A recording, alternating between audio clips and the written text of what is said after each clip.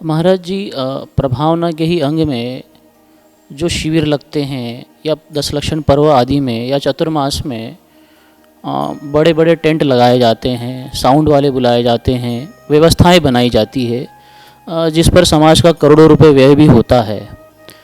अब महाराज जी, अगर श्रावक आएंगे तो उनके निमित्त से भोजन भी बनेगा, श्रावकों की व्यवस्थाएं भी बनाई जाएगी और हज़ारों की संख्या में श्रावक रहेंगे तो उनके रुकने की व्यवस्था, पांडाल आदि की व्यवस्था करनी पड़ेगी। तो क्या व्यवस्था यह बनाना व्यय में आएगा या प्रभावना अंग में आएगा?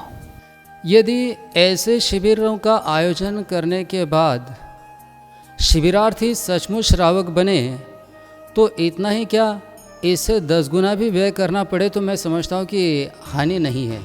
पर क्या सचमुच ऐसा हो रहा है?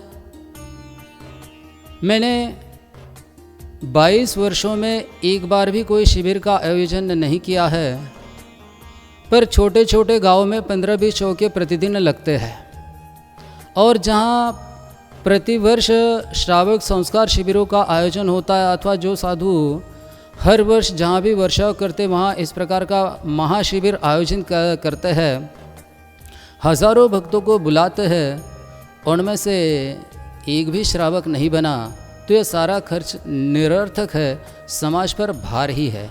यह सब व्यय करने के बजाय वह द्रव्य बचाकर समाज के अन्य कार्यों में लगाया जाए तो समाज का भी कल्याण होगा और धर्म की प्रतिष्ठा भी बनेगी।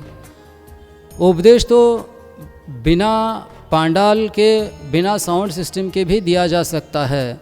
यदि उत्तम चर्या करते हैं तो सबसे उत्तम उपदेश तो वही है। और जब मौखिक उपदेश का प्रसंग आता है तो श्रावकों के सामने श्रावकाचार का विवेचन करना चाहिए। उनके प्रमुख कर्तव्य अष्टद्रव्य से जिन पूजा करना और जिस किसी भी संघ के मुनि आए सभी संघ के मुनियों के लिए आहारदान करना, यह है। यह उपदेश श्रावकों को दिया जाना चाहिए। इसी से सच्ची प्रभावना होती है। शिविर आयोजित होते हैं, बहुत व्यय होता है, पर उसमें से श्रावक उत्पन्न नहीं होते हैं। यह केवल विडंबना ही है अथवा यह केवल साधुओं के आत्मगौरव की बात बन गई है कि हम इतने बड़े शिविर आयोजित करते हैं, हमें सुनने के लिए इतने लोग आते हैं।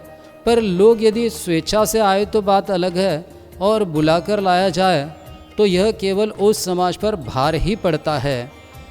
अनावश्यक भार डालने से अगले वर्ष वही समाज दूसरे साधु को निमंत्रित करने में कतराती है, तो ऐसे हम प्रभावना नहीं कह सकते, यह तो अप्रभावना हुई। यदि प्रभावना होगी तो कोई भी साधु आए समाज हर्ष से स्वागत करेगी।